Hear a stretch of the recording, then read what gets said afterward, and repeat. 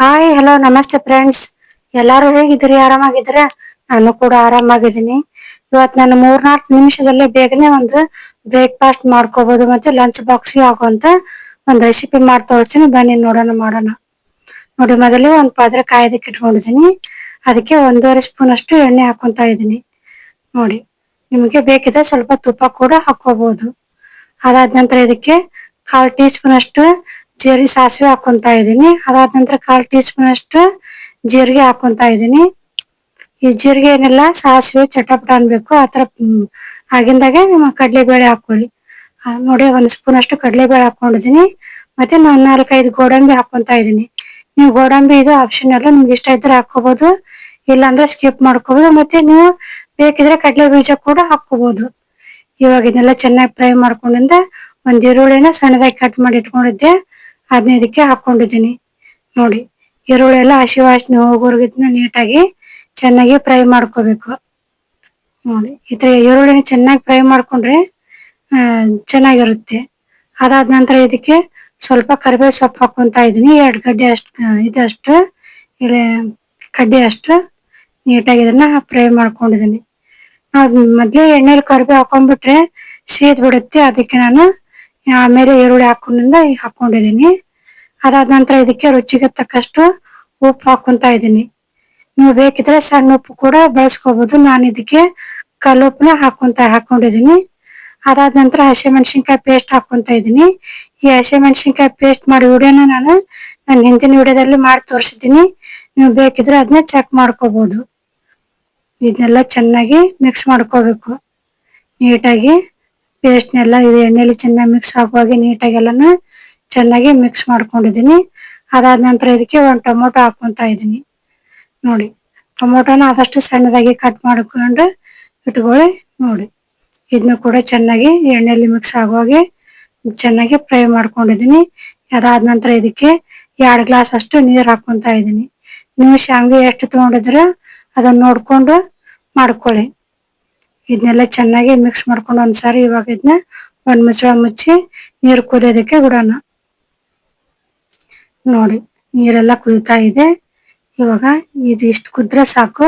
ಇವಾಗ ನೋಡಿ, ನಮ್ಮ ಮನೆಯಲ್ಲೇ ಗೋಧಿ ಹಿಟ್ಟಲ್ಲಿ ಶಾವಿಗೆನ ಹಿಟ್ಟು ಕೊಟ್ಟು ಮಿಲ್ಲಲ್ಲಿ ಶಾವಿಗೆ ಮಾಡಿಸಿ ಇದನ್ನೆಲ್ಲ ಒಣಗಿಸಿ ರೆಡಿ ಮಾಡಿ ಇಟ್ಕೊಂಡಿದ್ದೀನಿ. ನಮ್ ಕಡೆ ಈ ತರ ಹಳ್ಳಿ ಕಡೆ ಎಲ್ಲ ನಾವ್ ಈ ತರನೇ ಮಾಡಿ ಇಟ್ಕೊಂಡಿರ್ತೀವಿ. ನೀವು ಬೇಕಿದ್ರೆ ಇದೇ ಮೆಥಡ್ ಅಲ್ಲಿ ರೆಡಿಮೇಡ್ ಶಾವಿಗೆ ತಂದು ಮಾಡ್ಕೋಬಹುದು. ನೋಡಿ, ನೀರೆಲ್ಲ ಕುದಿತಾ ಇದೆ. ಇವಾಗ ಇದಕ್ಕೆ ಶಾವಿಗೆ ಹಾಕೊಂತ ಇದೀನಿ. ನೀವು ಬೇಕಿದ್ರೆ ಇಡಿಯಾಗಿ ಶಾವಿಗೆನ ಹಾಕೋಬಹುದು. ಈ ತರ ಸ್ವಲ್ಪ ಮುರಿದು ಕೂಡ ಹಾಕೋಬಹುದು. ನೋಡಿ, ಒಂದ್ರಲ್ಲಿ 2 ಭಾಗ ಸ್ವಲ್ಪ ಮುರ್ಕೊಂಡು ಹಾಕೋಬೇಕು. ನಿಮ್ಗೆ ಇಡಿಯಾಗಿ ಮ್ಯಾಗಿ ತರ ತಿನ್ಬೇಕಂದ್ರೆ ನೀವು ಹಾಗೆ ಕೂಡ ಹಾಕೋಬಹುದು. ಇದನ್ನೆಲ್ಲಾನು ಇದರಲ್ಲಿ ನೀರಲ್ಲಿ ನಿಧಾನಕ್ಕೆ ಚೆನ್ನಾಗಿ ಮಿಕ್ಸ್ ಮಾಡ್ಕೋಬೇಕು.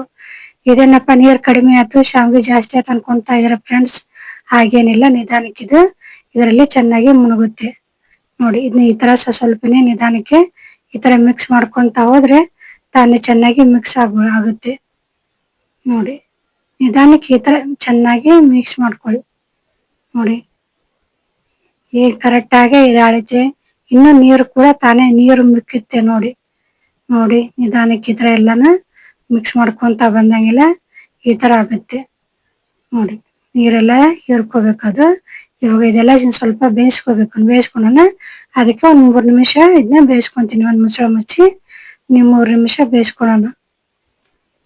ನೋಡೋಣ, ಇವಾಗ 3 ನಿಮಿಷ ಆಗಿದೆ. ಬೆಂದಿದೆಲ್ಲ ಅಂತ ನೋಡ್ಕೊಂಡು ಚೆಕ್ ಮಾಡ್ಕೊಳ್ಳಿ. ಬೇಕಿದ್ರೆ ಮೇಲ್ಗಡೆ ನೀವು ಸ್ವಲ್ಪ ತುಪ್ಪ ಕೂಡ ಹಾಕೋಬಹುದು. ಇವಾಗ ಸಣ್ಣದಾಗಿ ಕಟ್ ಮಾಡಿ ಇಟ್ಕೊಂಡ್ರಂತ ಕೊತ್ತಂಬರಿ ಸೊಪ್ಪು ಹಾಕೊಂಡು ಇದನ್ನ ಮಿಕ್ಸ್ ಮಾಡ್ಕೊಂತೀನಿ. ನೋಡಿ, ಇದನ್ನೆಲ್ಲ ನೀಟಾಗೆಲ್ಲ ಚೆನ್ನಾಗಿ ಮಿಕ್ಸ್ ಮಾಡ್ಕೊಳ್ಳೋಣ. ನೋಡಿ, ನೀವು ತುಪ್ಪ ಹಾಕೊಂಡು ಕೂಡ ಮಿಕ್ಸ್ ಮಾಡ್ಕೋಬಹುದು.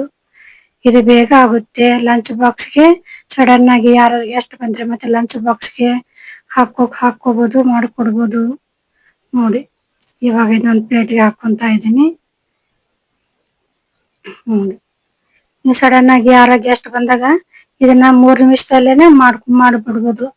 ಬೇಗ ಆಗುತ್ತೆ. ಮತ್ತೆ ಲಂಚ್ ಬಾಕ್ಸ್ಗೆ ಹಾಕೊಡ್ಬೋದು, ಮಾಡ್ಬೋದು, ಅದನ್ನು ಕೂಡ ಆಗುತ್ತೆ. ನೋಡಿ, ಬೆಳಗ್ಗೆ ಬ್ರೇಕ್ಫಾಸ್ಟ್ಗೆ ಹೆಲ್ದಿ ಆಗಿರುವಂತ ಬ್ರೇಕ್ಫಾಸ್ಟ್ಗೆ ಸೂಪರ್ ಆಗಿರುತ್ತೆ. ನೀವು ಕೂಡ ಖಂಡಿತ ಟ್ರೈ ಮಾಡಿ. ಈಗ 1 ಸ್ಪೂನ್ ತಿಂದು ನೋಡ್ತೀನಿ. ನೋಡಿ 1 ಸ್ಪೂನ್ ತಿಂದು ನೋಡ್ತಾ ಇದ್ದೀನಿ. ಸೂಪರ್ ಆಗಿದೆ ಫ್ರೆಂಡ್ಸ್. ನೀವು ಕೂಡ ಖಂಡಿತ ಟ್ರೈ ಮಾಡಿ, ಹೇಗಿತ್ತಂತ ಕಮೆಂಟ್ ಮಾಡಿ ತಿಳಿಸಿ. ಯಾರೆಲ್ಲ ಸಬ್ಸ್ಕ್ರೈಬ್ ಮಾಡದೆ ನೋಡ್ತಿದ್ರು ದಯವಿಟ್ಟು ಸಬ್ಸ್ಕ್ರೈಬ್ ಮಾಡ್ಕೊಳ್ಳಿ, ಸಪೋರ್ಟ್ ಮಾಡಿ. ಸೂಪರ್ ಆಗಿರುತ್ತೆ. ನೀವು ಕೂಡ ಖಂಡಿತ ಟ್ರೈ ಮಾಡಿ ನೋಡಿ. ಸಖತ್ತಾಗಿದೆ. ದೇವ್ರು ಎಲ್ಲರಿಗೂ ಒಳ್ಳೇದ್ ಮಾಡಿ. ನಮಸ್ಕಾರ.